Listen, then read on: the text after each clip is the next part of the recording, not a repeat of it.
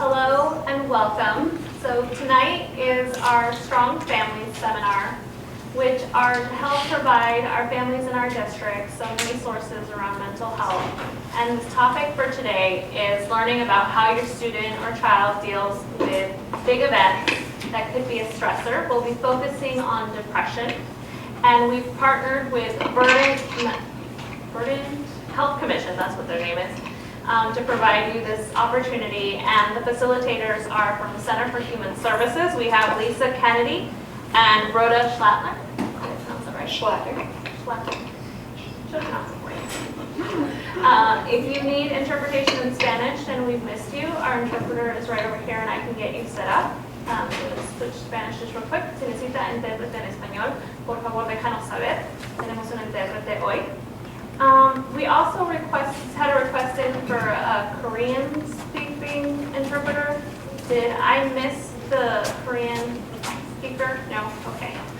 Thank you. I'll hand it over to CHS. Thank you.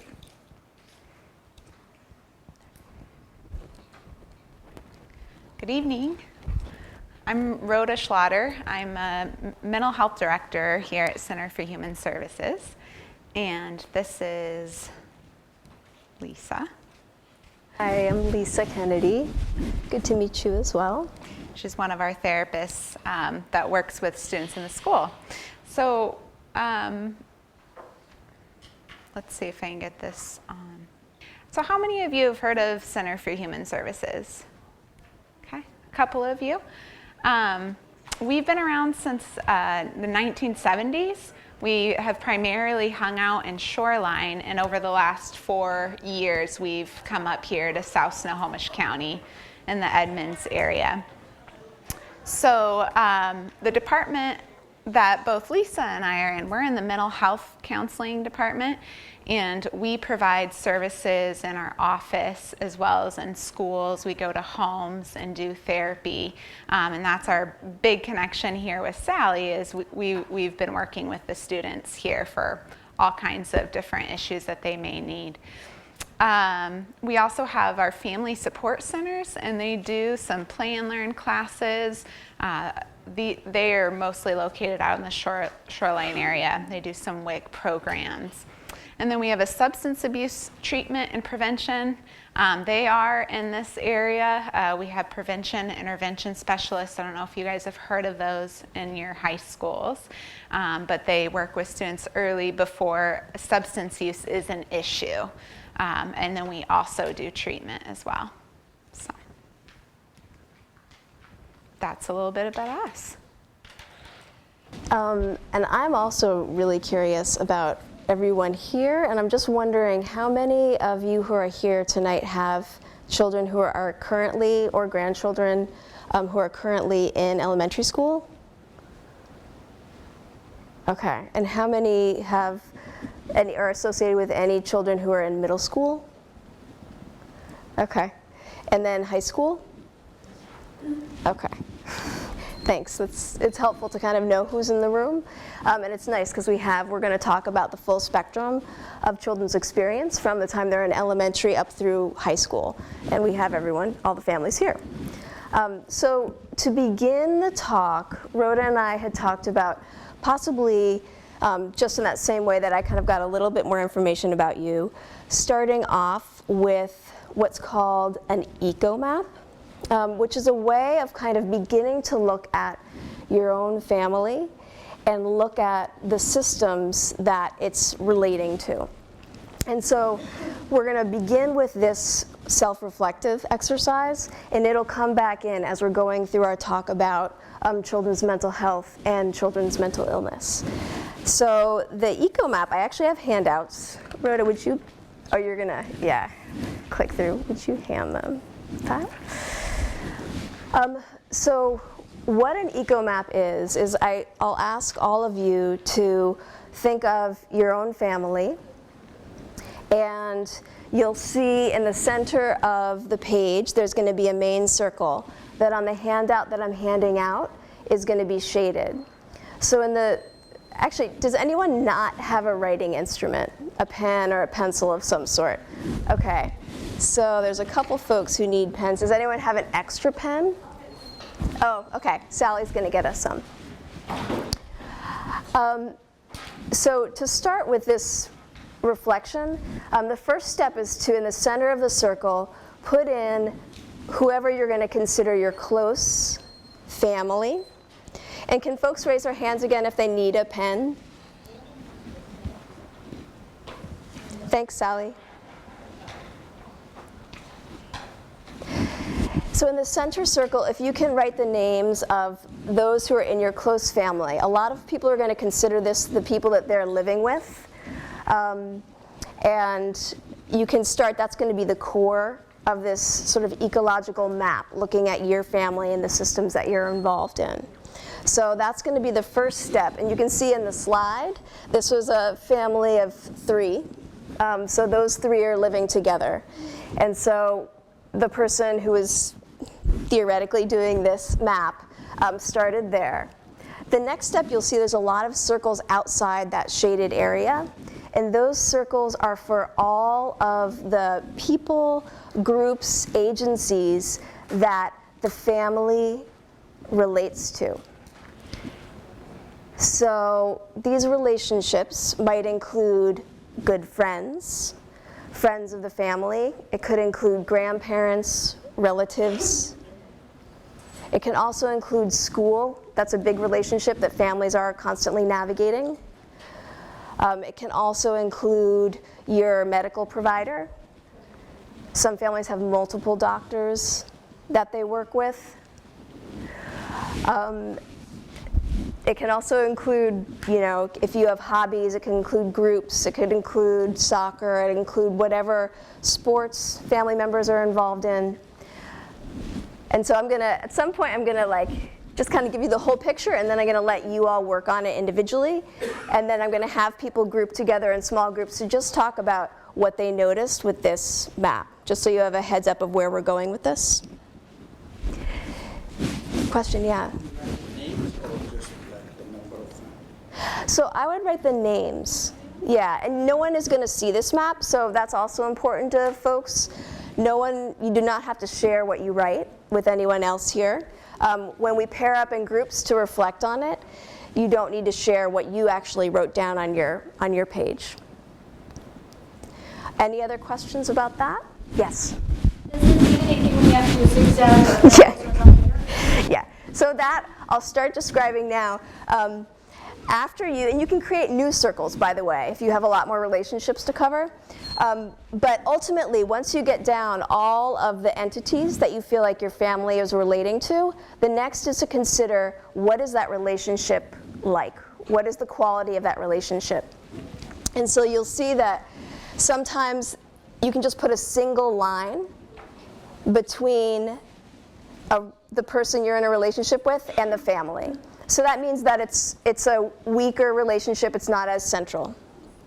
If you feel like it's a very central, very strong relationship, you're going to want to put more and more lines. You can put as many lines as you want, but basically it's making that relationship, that cord between the family and that element, it's more substantial, it's a thicker connection. If the relationship has a lot of conflict in it, that's going to be a place where you're going to put a zigzag line between that particular entity, whether that's a person or whether that's the school, whether that's a teacher, but that's a line that indicates conflict currently between the family and that element. And then the last thing I haven't described on this is the arrows. And the arrows basically show the flow of resources.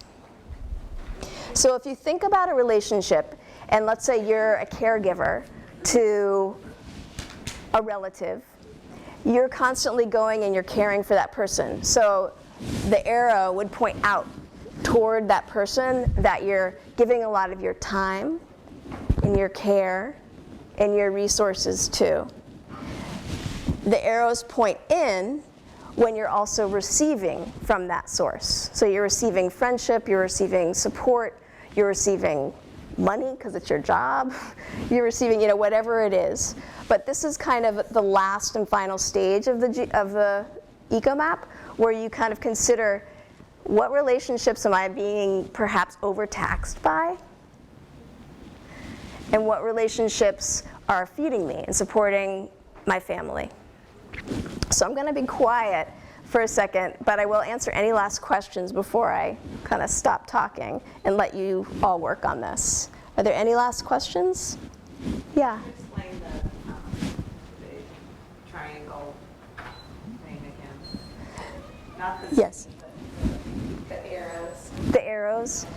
Yeah. So it's looking at like an example would be if there's a relationship like where you're caregiving, so a lot of your energy is going out toward that person, but it can also be finances. It's all what's the flow of resources in that relationship. Okay.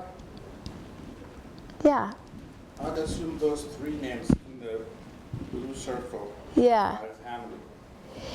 Yeah.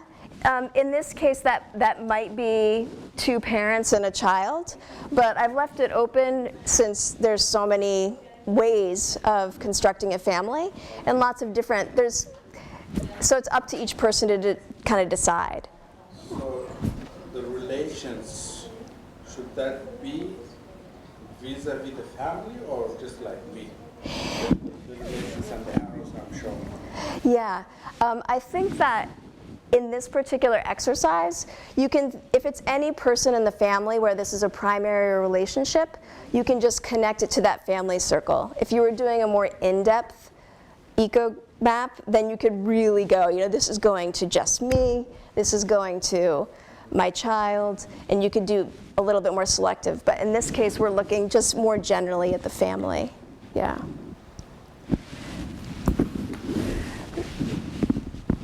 So if folks, as you're working on it, if you have questions, then just raise your hand and ask, and I'll answer as best I can. So since we have a limited amount of time tonight, I feel like just getting a taste of it, some of you have done more, and some are still thinking through the relationships. But we're going to move into kind of the next section where we can reflect on, just as you start looking at your family as an ecology, what you noticed. So if possible, if you all can find someone, some of you are already sitting with someone, so that's going to be kind of easy. Find someone to sit next to just talk about what you were thinking. It could be pairing up with one other person or two other people, to talk about what you noticed, if you noticed anything about your family and how much energy is coming into your family versus how much energy is going out. Do you notice you have a lot of supports that are actually helping your family, or not very many? Or thoughts about how, if you don't want to talk about your family specifically, you can talk about just anything you notice about thinking about families within their environment.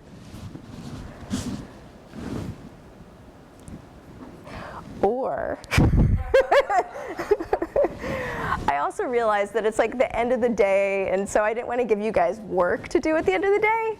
So, since I didn't see people like jumping up and like running over to someone, I'm gonna just say maybe we can just like review it here all together. Did anyone have any thought, like what does this mean, this like environmental model of my family? Yeah. Obviously, it reaffirmed what I already felt. Like for our family, we are really involved with our kids and we do a lot of really cool stuff, but we instigate everything. Huh. And by looking at this, the flow is always going out, but we get very little in, which is where we, as a family, sometimes struggle because we don't feel like we get any support. But when it comes to if I coordinated and I get everything, all the ducks in a row, Yeah. people are completely on board, but if we just want to go out to the movies, Right, yeah. it's like, I don't understand you. So seeing this to me reaffirm what I had already felt, I'm thinking, maybe I need to figure out how I can move stuff around, or maybe some relationships need to like be moved further out in my circle. Yep. And other relationships that can be more supportive should be moved in, or maybe I should look for more supportive relationships. If that makes any sense. It makes, yeah, complete sense. Like looking at like what's flowing in and what's flowing out, and that when everything is like finely tuned, things are okay. But if you have, self-care need, you're feeling stress, there's very little room for you to get that support in, and that looking at this map is a place where you can really evaluate, okay, what relationships might I need to change, what might I need to build, what don't I have in here that's supporting us. Yeah, and for me, it was reaffirming because I had sensed it already. Yeah. But actually looking at it Yep. visually, I should say, Yeah. I can totally see it. That's cool. Yeah. I knew it. Yeah. Yeah. So we have 3 generations in our home, and so there's a lot of people there. Yep. And for me, like I would have to do one for 9 people, and that's the stress. It's just there's so much. Yeah. It's like, this is almost looking at it very, okay, I can't even, it stresses me just to look at that. Yeah. So, that doesn't pay. Right. Yeah, and sometimes that can kind of validate if you're feeling stressed out. It's like, well, look. You're like, yeah. Yeah. Yeah, that makes sense. Did anyone else? Yeah. For me, it was too hard to separate my narrows with our whole family being in a circle, because the amount of energy my husband might give one thing versus the amount of energy my kids might give another, or I couldn't do it this broad. I have to do it individually. Yeah. And that in itself is interesting. Yeah, like, it's just interesting what does the family share all together, the energy is coming in and out, and what is individual, and looking at just how that maps out and what it means for relationships. Did anyone else have any questions or I don't know, reflection? Well, we're going to return to just considering the family within their environment as we go through, but we're going to dive much more into mental health right now, and Rhoda is going to look for the clicker and click away. So we really wanted to start there because each of your families here are so unique and have a different structure in the way that it's made up. And so, we're going to start covering depression and kind of the low grade version versus the higher grade version. And whenever we think about mental health, we think about it within relationships, and we think about it within the systems that these individuals are in. So I imagine you guys are here partly because you're getting some help around your kids. You're worried about some sadness or some depression that you're experiencing. So I just wanted to start there. So these, I'm going to go through, we have a couple different slides about what depression looks like, and I want to scale it a lot here because some of this language is stronger, and all of us have experienced times of sadness, right? We've all had times of transition or a loss, or things are way too stressful and we just want to hide. That's all normal. And we're mental health counselors. We work with people who have depression, who are having a hard time getting out of it. But you all within your families go through these bumps and flows in life. And so some of this is really normal. So I want to say that as well, even though the first thing here is frequent sadness and tearfulness, crying. Sometimes we have times when we're sad, right? That doesn't mean that we have depression. So, all that said, things that you can look at with your teen if you're starting to see these things. It's cues for you that something's not quite right for your kid. So frequent sadness and crying, I've already mentioned. Decreased interest in activities or inability to enjoy previously favorite activities. So if your kid is starting to, not wanting to go out and play with friends, or they have this hobby that they used to always do and get really excited about, if they start to not be interested in those things, that's going to jumpstart some questions for you. Hopelessness. What would you guys see? You know your children better than me. What looks like hopelessness for your kids? Failing classes. Failing classes. Okay. Yeah. Never gonna get it. Not willing to try. Not willing to try. Uh-huh. The no's, the nots. This is never gonna happen. This, that, or the other. Those are good signs. Yeah. Persistent boredom, but that sounds like teenage years, right? Low energy. Yes, some of this is, again, this is normal. The kids are going to bed late, getting tired, right? But if this starts to happen every day for a couple weeks, that would be concerning. Social isolation and poor communication. When your child comes home, first thing they do, they go into their bedroom and they spend the whole night there. How normal is that for you guys? Yeah. Okay. I hear that a lot with teens. Low self-esteem and guilt.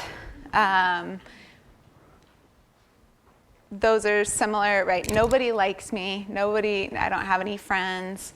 What else do you hear your teens saying and your children? Sorry.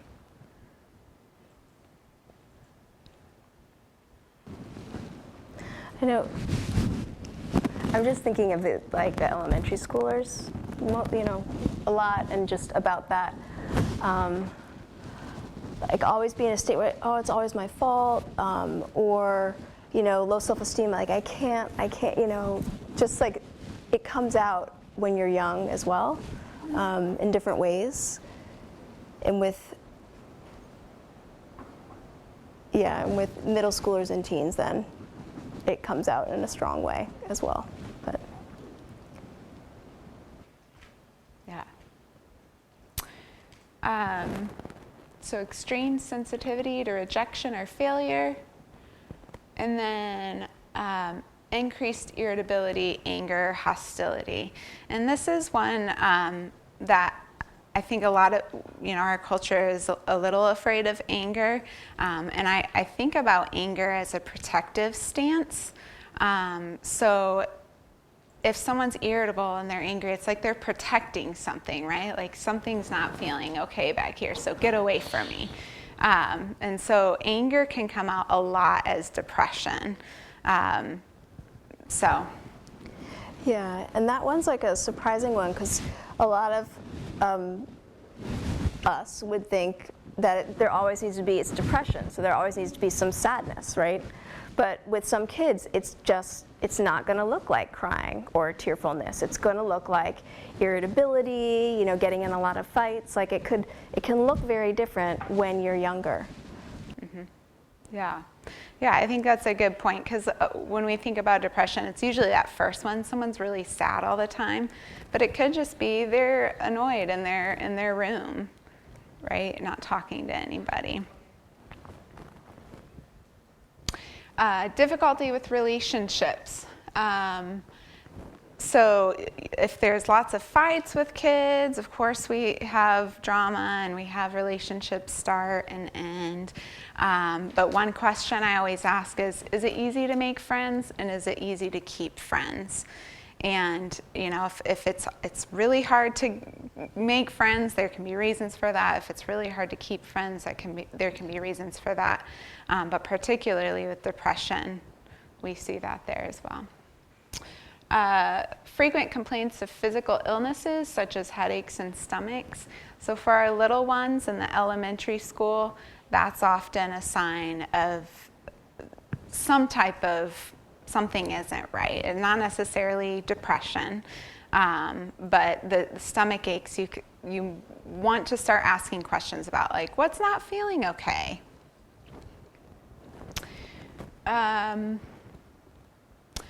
Frequent absences from school or poor performance in school. I know that's a big one. Students start to miss school. They can't get out of bed. They can't think about getting out of bed. Poor concentration. So just not able to kind of track with things like they used to. A major change in eating and or sleeping patterns. Again, I just read an article this weekend about sleep and how much that really impacts us. They were talking about jet lag and how if you come from a certain direction, you feel that depression more. And so when our kids are up throughout the evenings playing video games or chatting with people, and then they're sleeping for a few hours and then going into school, that's going to affect their mood. And long term, that can really impact their mental health.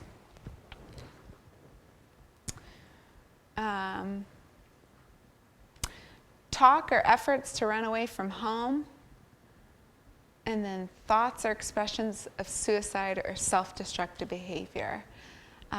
So this again is this extreme. One thing that we are noticing is that kids at younger ages are starting to say, I want to hurt myself. So it's not just teens that are starting to express this. And I don't know quite what to make of that, other than I think there's some normalcy to starting to have those conversations around suicide with our kids, so it's more out there. But yeah. Yeah, and that one, I know, Rhoda, you were talking earlier about like thoughts or expressions of, it's basically of sadness. So like if you have, one thing if you have a young child, so you have, let's say, this could even be a 7-year-old, a 6-year-old. And if you watch and you notice their play, notice what stories they're creating, what narratives they're telling.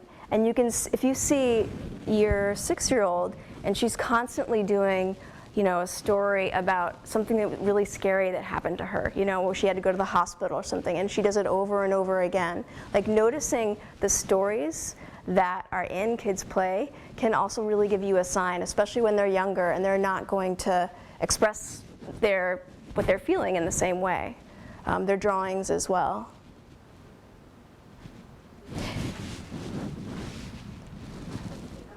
No, I was going to see if you wanted me to do the clicker, but you have the clicker. Yes? How and when do we attribute,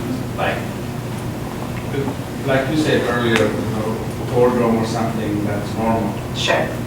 So how many of these should we be seeing in order to say either depression or mood? That's a great question.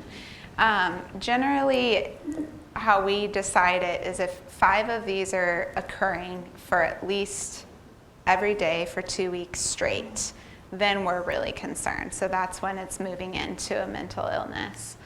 But, if they're sad every once in a while, once a week, that might be maybe a lower scale. Like, oh, something's off, they're bored more than they used to. That feels a little different. I think, like I was saying, it's really important to know your family and your norms, because what's normal to me is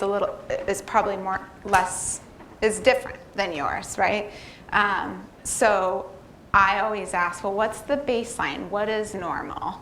Are you always kind of bored, you know? But is this even more boredom than normal? And then is it also paired with having difficulty with relationships that you didn't have before, and then a few more? So that's how I think about it. Did any of you, when Rhoda was going through them, think, oh, I can think of an instance where I know a child who is experiencing something like that, but we're kind of questioning, well, does that mean they're depressed, or does that mean they're just normally having difficulty concentrating? Like, I'm just wondering if anyone has a specific question about any one of these, where it's like, well, here's an example. Like, would you call this depressed? Would you call, you know, like, what's going on? Does anyone have a, yeah? Our daughter has stomach aches all the time. So we found out she's lactose intolerant. But then, you know, for lunch, the teachers all brought cheese pizza, and she chose to eat it. So she comes home and complains about stomach aches, which we sort of feel are a bit self-induced because she wants to be part of, you know, the group, obviously. So I always wrestle with trying to figure out, well, is it some of the stuff like medical, you know, obviously, you know, versus because, I mean, and she's 13, so she definitely has moments of difficulties with relationships and other moments where she wants to be by herself and, you know, that kind of thing, but it's usually momentary. It's usually, honestly, it's like a half hour thing at a time, and then she's back to herself. But, and then headaches, you know, she carries, I don't know if you guys have gone into any of the middle schools or high schools, they carry backpacks, and they're like 50 pounds with their Chromebooks and everything, and they're hunched over. I'm like, girl, I'm thinking you're getting headaches because the pack is so heavy.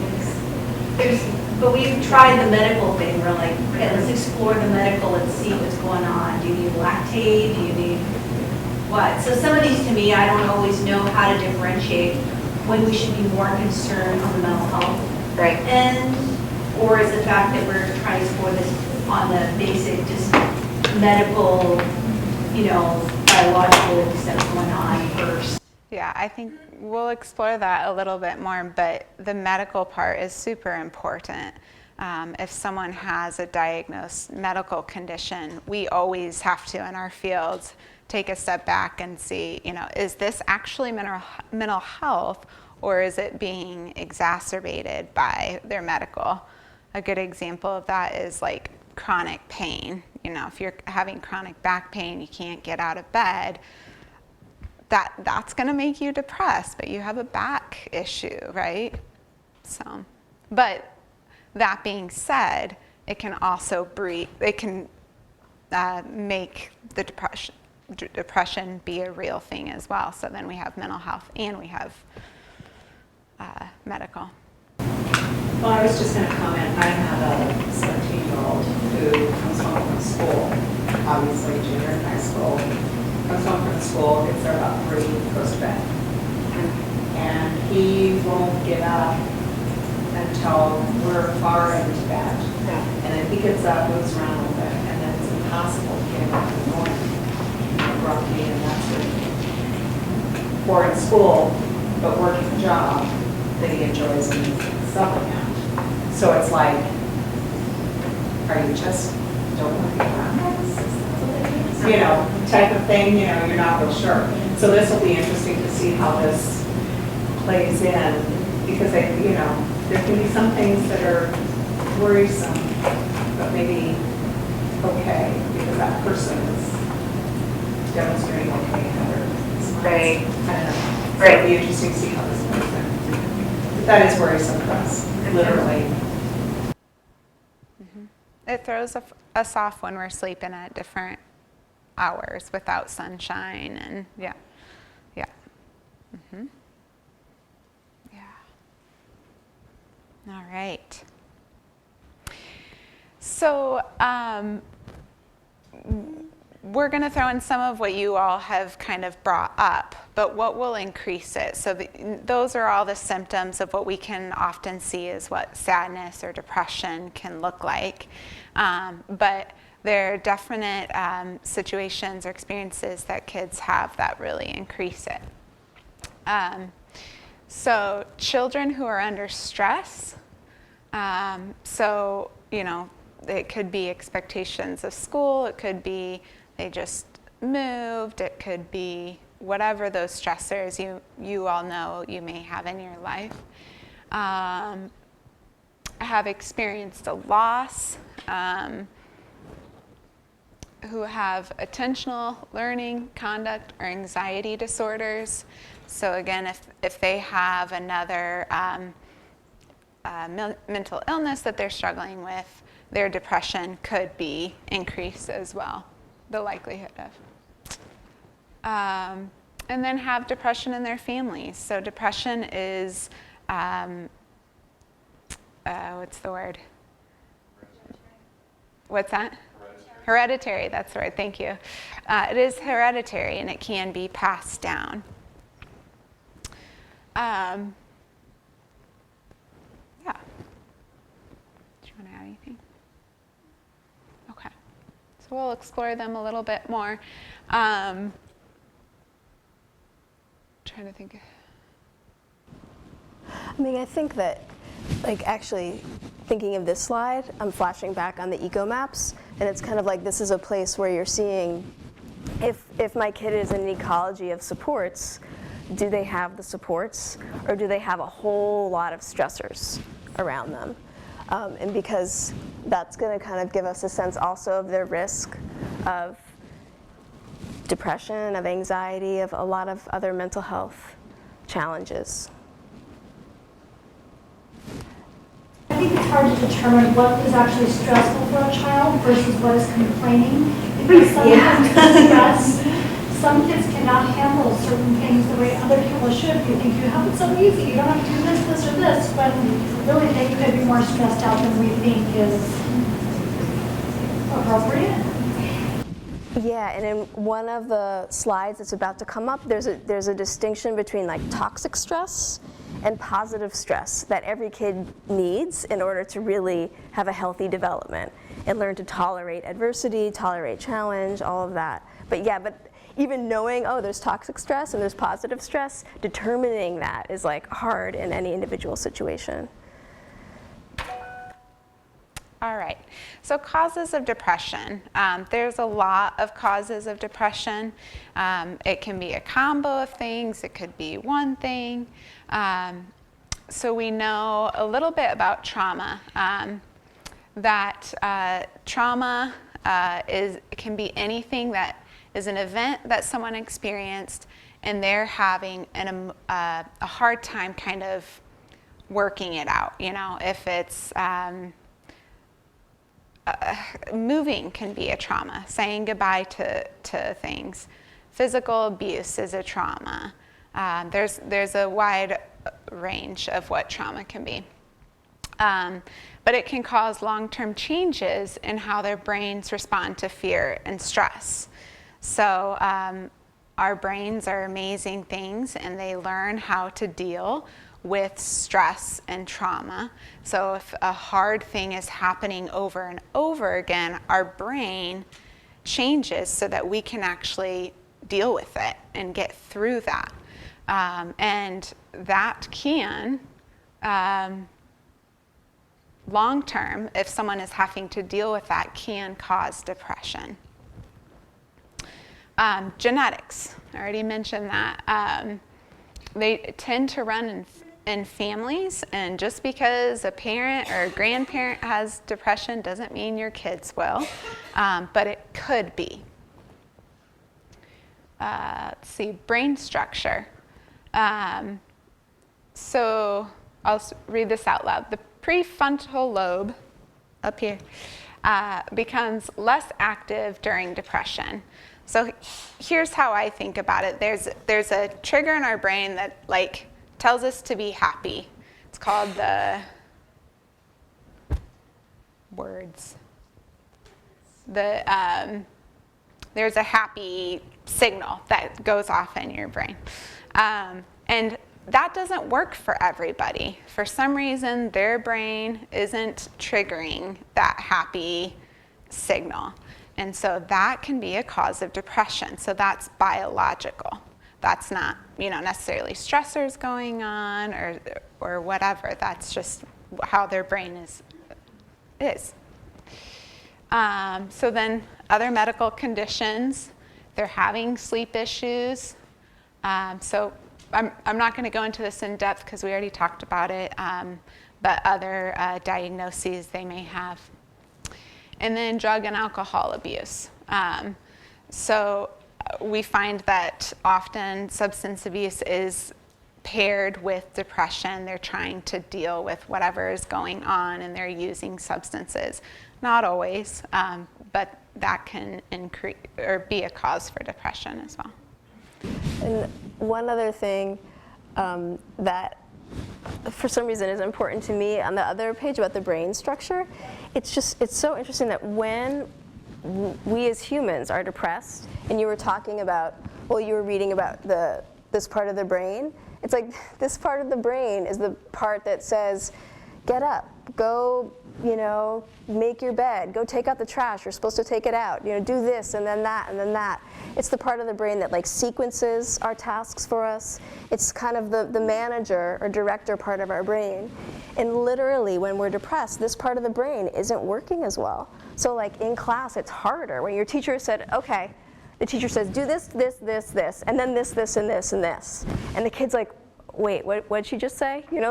This part of the brain is actually not functioning as well when we're depressed, so it does make it harder. So it's just something good to know that if you know your child or a child who is suffering from depression, that's normal for when you're depressed. That is more difficult. So we have about 15 minutes left. Okay. I'm going to hand this off to Lisa. Okay. And jump in anytime. Yes? Yeah, that would be great. First, I would like to know when is it stress, depression, or mental? Like you say, there are some signs out there that you can see, but you don't know is this the stress or stresses or leading to depression or to mental?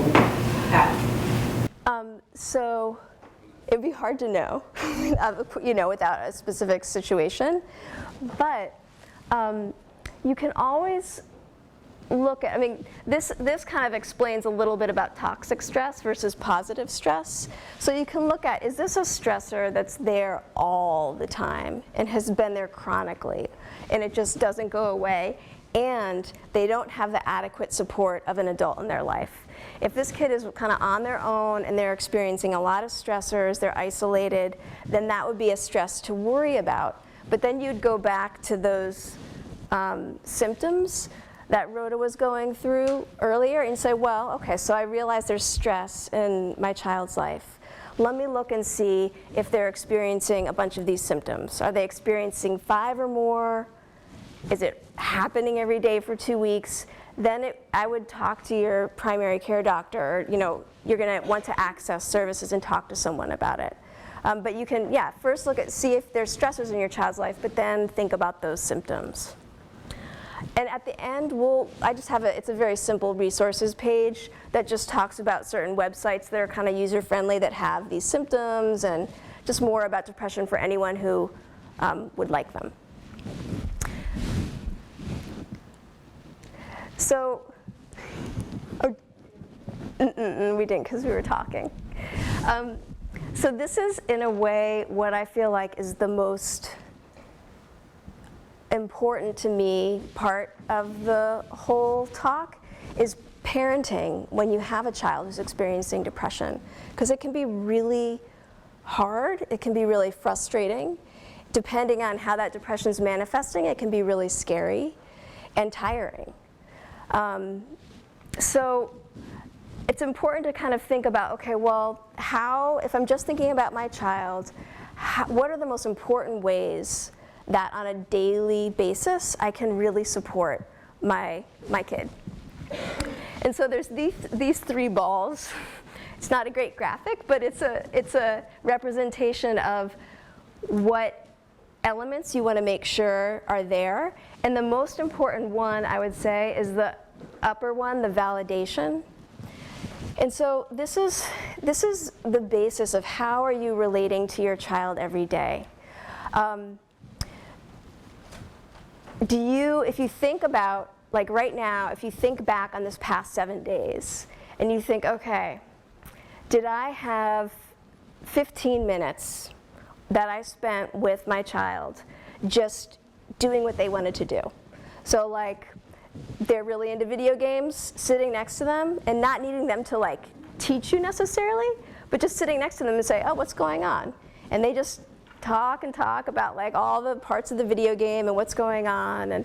But it's completely, you might hate video games, but you're getting with them, you're connecting with them on their level, just hearing about their world. So when you think about that, this is kind of like the most important thermometer to look at. Like, am I making, and sometimes our lives are incredibly busy, and so the time that you can spend with your child is just limited by the nature of those ecomaps, all the stressors or connections in your world. But try, one thing that maybe some of you have done and you found it helpful is to just think about your week and think, can I every week put in some amount of time where I'm just connecting with my kid and doing what they want for 5 minutes, 10 minutes? Yeah. Yeah. Oh yeah.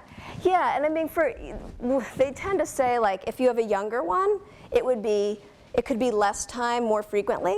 So I mean if you could do it 3 times a week, 15 minutes each evening, or maybe before school or whatever it is. If you have an older one, maybe it would be 1 time a week, and you'd spend an hour, and they'd say, well, I want to go to the mall. And so you just go to the mall with them, and you ask, you just relate with them. So that validation is central to them being able to connect with you and share their more difficult experiences. Rhoda, do you have anything else to say about validation? The other thing about validation, specifically relating to depression, is you have a child who is experiencing the world as bleak. They're not seeing any hope. They might have no motivation to connect to others or to do activities. And so when you're validating them, sometimes, if you're over here and you're not feeling depressed, you'd say, well, come on, like go outside, do these things. Like, you know what you should do. Like, why are you thinking this way? It is good to support them, to kind of like urge them to like get some exercise, go outside, make connections, do the things that are going to be helpful to them. But the very first step, you can always think back, as the first step I'm making one where I'm validating how they're feeling. I'm saying that really basic thing of, I hear you, and it's hard for me to know what your experience is like, but it does sound really hard. I see that you're sad when you come home, and I see that you're tired. I see that you're coming home and going straight to bed. It's like I see you, and it seems like it's probably pretty hard. And then just not jumping into an agenda from there, but making sure you're always doing that first step, the validating, the listening to right where they're at. Yeah, I think the question about like, is stress, is it a lot of stress, or are they just kind of upset about everything was asked? And I think that's important too, because I've heard this so many times. My parents just don't get how hard it is. And so even if the stress doesn't seem as stressful as you experienced it, or you've seen other people experience it, taking a minute to slow down and say, well, it's stressful to them, right? And in that way, that's validating. Yeah. Yeah, I know I just had a teen who's like come out of depression, which is kind of like so much to celebrate about that. But she's reflecting back and she's like, I had no idea how much my family was supporting me. She just couldn't feel it, she couldn't see it, she couldn't take it in. And even if her family wanted to pound it into her, she was depressed, so she wasn't able to really get that during that time.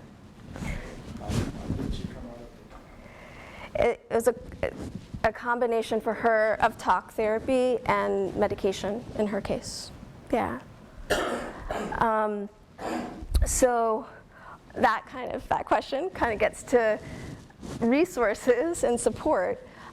So when you have your teen and they're in this place where you feel like they might be depressed, and I know you're going to talk about accessing, right?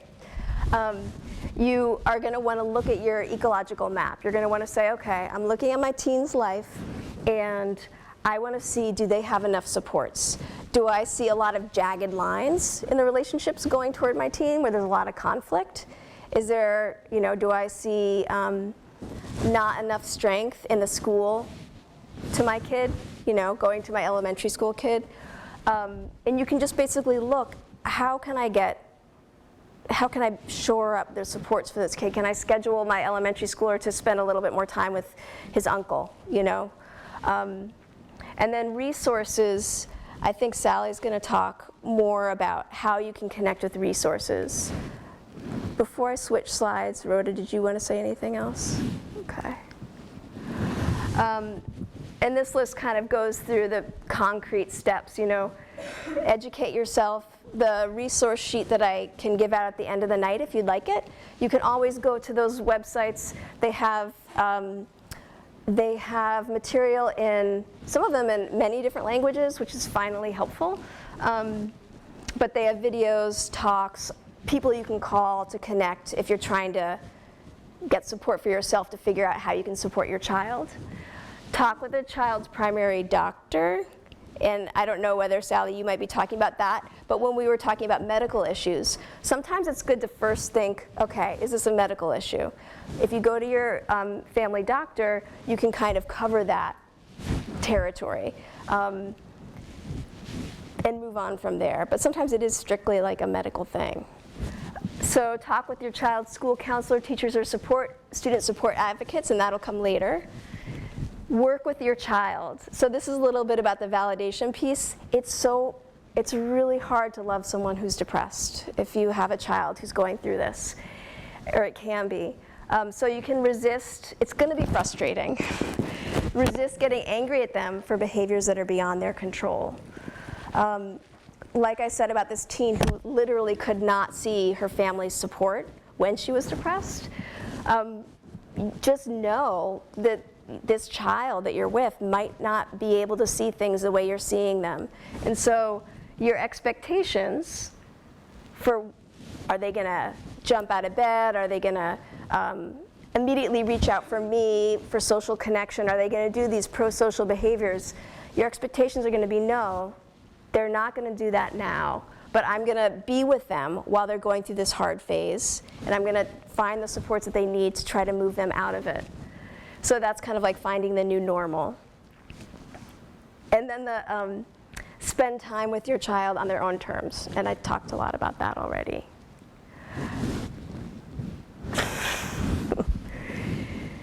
And then, has anyone in the room, and I'll put my hand up, has anyone in the room cared for someone who has been depressed, whether it's a child or someone, and found that it's frustrating and hard?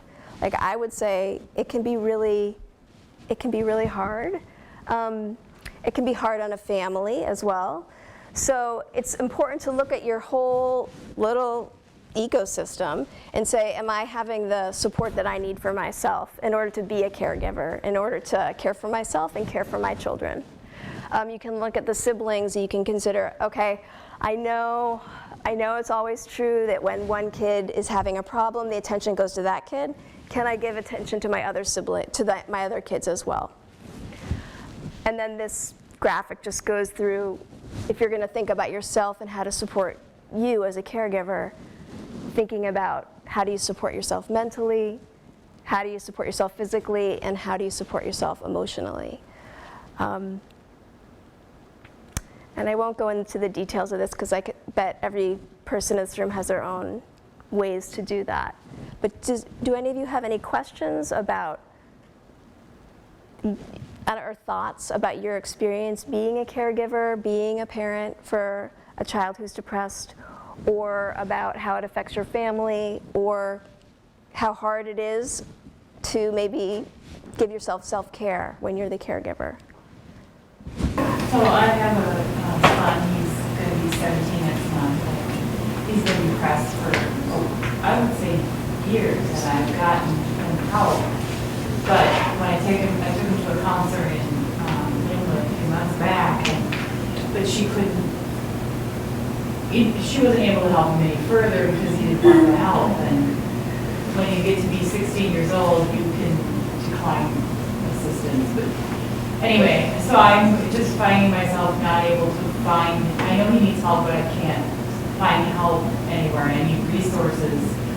I'm looking for face-to-face counseling that's available evenings and weekends for him. So Sally's going to talk directly about that. So yeah, I mean, that makes complete sense and would be a really, like, it's hard when you see that going on for so long. That's the end of the presentation, so there's just the references. And one thing I wanted to say, which kind of relates to that, is that there's a lot of stigma around mental illness and around depression, and each of your families have your own beliefs and thoughts around what you do with sadness and anger and all those things. And especially for teens, when they're in their context and they get all these messages about depression as well, it can be real hard to pick up the phone and say, I need help, or to sit in a counselor's office and say, yeah, I am really sad and I do need to talk about this, because who actually wants to talk about all these things, right, that we were talking about? It's really hard. And there's a lot of beliefs, negative beliefs about people with depression, if they're lazy or whatever. So that's something to think about as Sally comes up, because navigating services for this can be really challenging if you're needing specific times, and there's a lot of other reasons as well. But then it's challenging just to get over what that could mean if you're actually getting help.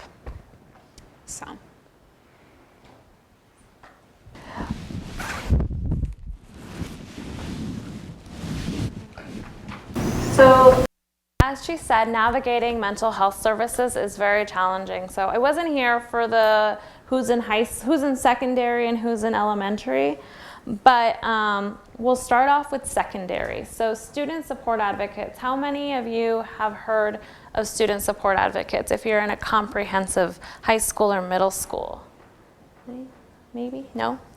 So every high school, including Scriber, has what's called a student support advocate, which is our term for an in-school social worker. These social workers are trained, most of them have MSW, so they're trained social workers. Other ones have been doing social work for about 5 years or more outside of the district. And so we're very fortunate to have them.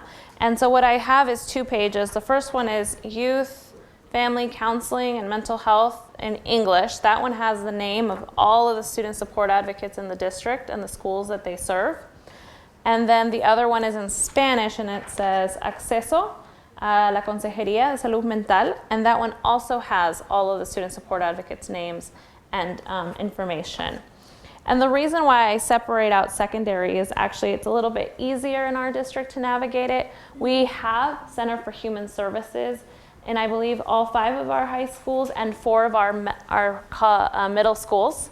And they're there to serve students during school hours. So if we have a family that has difficulty with transportation, co-pays, because those are pretty expensive on some insurances, or other access issues to mental health services, we serve them at the school. There's an intake process that the student support advocate handles for you.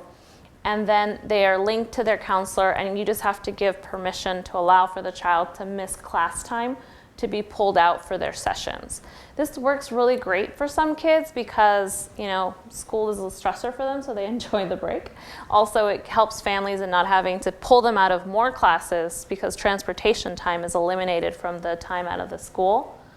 And some kids like the convenience of it, and then they also form a relationship with the student support advocate who's able to help whenever the mental health professional is not available. So if your student is in crisis, they're trained to support children in crisis. They also can, if pulling a child out of class is not ideal for your students, some kids don't like it, some kids would already have a professional they want to see, then we help you coordinate with an outside provider.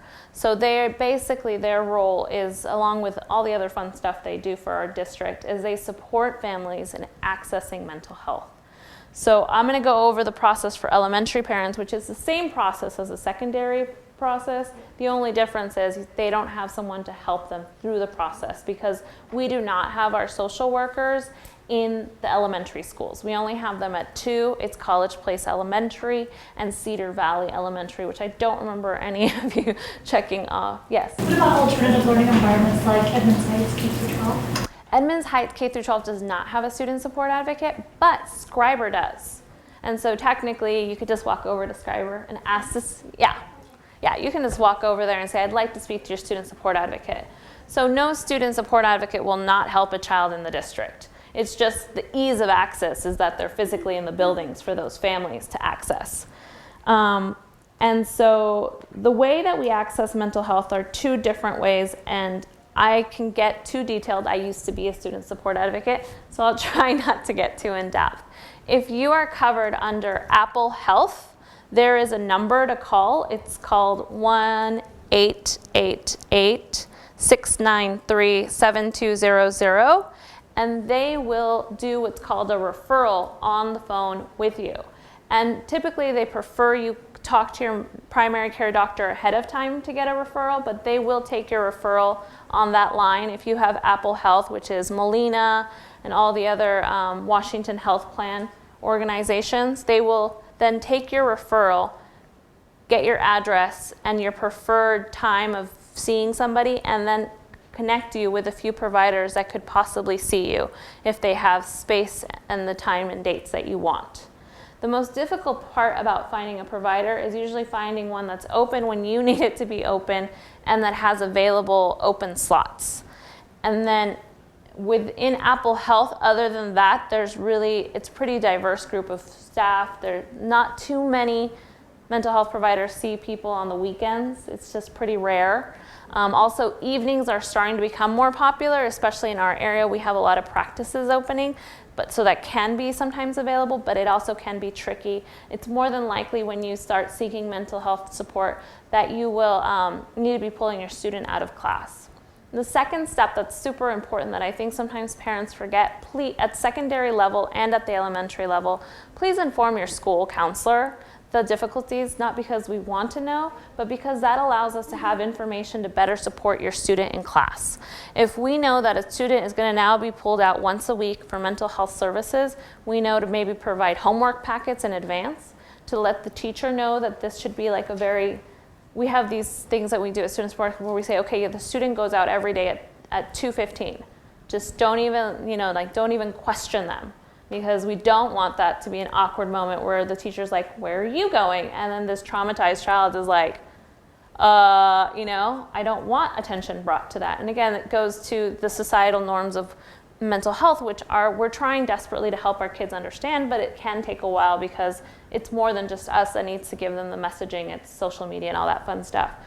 And so if you are on a private insurance, the way that I do it for families is I go to your provider's website and I go to look for a provider. I type in mental health and I type in your zip code, and then I go through the list, and sometimes I compare it. I Google the provider to find their website or any references. Sometimes there's like a Psychology Today kind of Yelp for some mental health professionals. So I'll read there and I'll see, okay, does that fit? Does the time fit? They can also tell you on your provider what their specialty is. So if you have most mental health providers will cover depression and stuff like that. But if you had something more intricate, like let's say your child is autistic and they have depression, it'll tell you what their specialties are so you can find the best suited professional, as well as any language that they might have if that's something we need to look out for. And then what you do is you do have to get a referral from your primary care provider to access mental health, usually through your private insurance. So if you have Premera or an Aetna, they will use, and it's not provided through Washington Health Plan, you're usually required to tell your primary care doctor that you'd like to access these services. And that actually can sometimes be very beneficial because sometimes they'll know someone to recommend you to. And so that's kind of the essence of finding mental health. And again, if you need support, always feel confident to ask your school counselors. Although school counselors are not certified social workers or certified mental health professionals, they have been working in the area of social emotional needs of their student for many years and often have a lot of resources and support and can also help you come up with a support plan within the school, or at least to keep an eye out to see if the issues that they're having are impacting their learning. And so these two sheets are available on the back table, as well as this was created by Snohomish County. We actually have a pretty high depression rate in our county for youth in Snohomish County. And so they created a position, and her name is on the back of these brochures. It's Liza, and she runs the Children's Mental Health. She's the Children's Mental Health Liaison for Snohomish County. And if for some reason you don't want to access the support at the school level, she will support you. She's also who the student support advocates go to when there's a really intricate case where we're looking to see how to provide inpatient support for families, because inpatient support can be a lot trickier to access. So this is one that tells you about all of the how to access mental health in Snohomish County. And so it talks a little bit about signs of it, and then it gives you crisis care response number, which we're also going to be giving everybody a magnet with the crisis care number on it. And what they do is if you are, let's say, at home and your child comes home crying, won't stop crying, they've missed 3 days of school, and you're super concerned about their safety and they're unwilling to leave the house to go seek help, you can actually call 911, but you can also call the crisis care response, and they will send a mental health professional to your home to evaluate your children. It's a 24-hour line. It's a 1-800-584-3578. And they will come out and speak to you and your child and try to get you connected with any services. And also for students, there's other things like suicide prevention lifeline, crisis chat, recovery help, Cocoon House, and some other really great support numbers are physically on this handout back there. Also, while we're talking about Cocoon House, how many of us have heard of Cocoon House? Okay, great. Do you guys know that they offer more than just shelter for youth? Okay, so Cocoon House does this really great thing where they're the only, at least in Snohomish County, they're the only youth shelter, which means if there's a youth between 13 and 18, they'll provide them housing. They have to meet some requirements, but they're really supportive. But another thing that they do that most people don't know about is they offer preventative classes. They understand that the family-child relationship is crucial to the child's support, and that preventing youth homelessness means strengthening the family-youth support. And so one of the classes that they offer is called Way Out, and they offer it in English, and right now they're partnering with us for March. It's a little late for that one, but in May they'll be doing another session, and we offer interpretation in any language that is asked for by an Edmonds School District family. That's how we are supporting their program, so that we make sure all of our families are able to access this great program. And it's a 2-Saturday session where you go with your child to build your relationship. Sometimes I've noticed that kids forget that their parents are human and have needs and wants and dreams and aspirations. And when that's lost, sometimes they have this feeling of, you don't understand me, you have no idea. And so then that communication starts to break down and there's more friction. So what this does is it kind of gets you, an adult, a caring adult, and a child together to form that bond, where they understand each other, they understand each one has needs and wants, and they get to know one another, and they do some really great training together to build that relationship. So if that's another way to support your child's mental health, is if you're having struggles, maybe doing this together would be supportive. Another thing that is out there, if you are interested in learning more about adverse childhood experiences, is this flyer on what they are. Rhoda covered it pretty well, that there's certain things that are considered traumatic and that they have a long-term impact on children. So if you'd like to learn more what those are about, please feel free to pick up this sheet. Is there any questions about accessing mental health and services?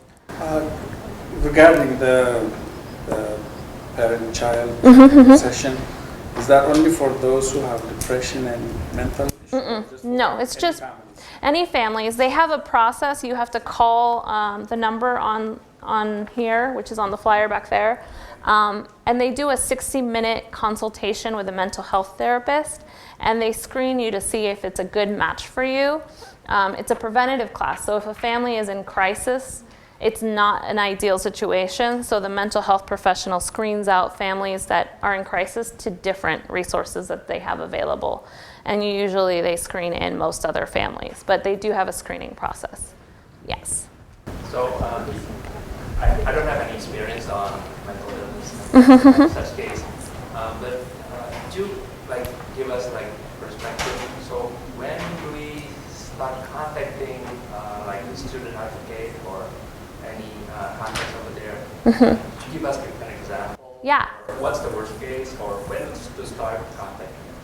Yeah, so as I was saying, if your child has been sad a few days, you don't need to contact your counselor or the SSA or the student support advocate. But if your child has been missing school 5 days in a row, refuses to get out of bed, you're having difficulty getting them to have daily interactions with people, they're isolating themselves, then you need to reach out to the school counselor and say, here's what we're seeing at home. Check in with your primary care doctor, see if they will go in to see the doctor, and then, but usually if you're there, if you are reaching out to, if you know that your child's going to go into long-term counseling, or that whatever's going on is going to impact their school attendance, it's best to reach out to your school counselor. Is there anything is it too late for the case or something? Do you have any example of that? No, our kids are pretty resilient. It's that we prefer to know early on. We have had situations where the BECA laws, the school attendance laws, have changed dramatically, so this is less likely to happen. But we've had instances where prior we could file a petition without intervention at the school level. And so we've had cases that go to court, and when we get to court, we find out that the child has severe depression and has been seeing a counselor and is unable to leave their home. And so that could have been prevented if communication had happened between the school and family. And arguments can be made on whose fault it is. But it is essential that we are communicating constantly, especially in secondary and elementary. It's also important. We've realized that having an extensive amount of absences in elementary impacts the attendance graduation probability for children. And so we're trying to catch it earlier on. So anytime you know that your child's going to be missing a lot of school, whether it's for vacation or hopefully not vacation, planned vacations, non-school days. But if they're missing a lot for medical reasons or mental health reasons or any type of reason that goes outside the scope and that's impacting your students' learning, please contact your counselor. Our hope is that we're knowing about it sooner so we can help support you. And it's not where we're in crisis. Sometimes it does happen. We don't always see the warning signs, but our hope is that we're in constant communication about what's going on with your students. I wanted to give another example, and this is why it's so important to know your family, and when things look really different than they should, we have a tendency, they're really angry and having big behavior issues, that's when we deal with it. But it also looks like they're buried in homework. They come home, they're doing homework for hours on end, and you don't see them. So that would be another example of something's really different, it's really shifted. So it can look a lot of different ways. Any more questions or comments, anything? We have 15 minutes left. Yes. The school in-school counseling you were talking about, is that's only available for like pulling the child out of school? It's not available after school? Correct. Sometimes we do have available slots after school. It really depends on the school building and the student support advocate and the counselor that they have. It's a really tricky combination because it's not just about the space in the school, it's about the counselor schedule and then the student support advocate. So it depends on the school. What kind of schedules do they have at Edmonds Woodway High School? Good question. Do you know? I don't. What do you mean as far as schedule? Do they have an afternoon after school slot? Oh, usually the schools are open for an hour or two after, so we have some slots that are available. Okay. We also have an office in Mount Lake Terrace for after school appointments as well. And that's your contact for Edmonds Woodway because the student support advocate handles, all of the referrals. Is there email or just no email? There is though. I can write it. Let me pull it up on my phone afterwards because it might have numbers. We've changed our process for emails. Any more questions or? I'll let you guys take this extra time if you'd like. You can go pick up your kid from childcare or you can peruse the back table. It has more than just mental health resources. I try to pull whatever's going on in our community to make sure that you guys have an opportunity to grab a physical flyer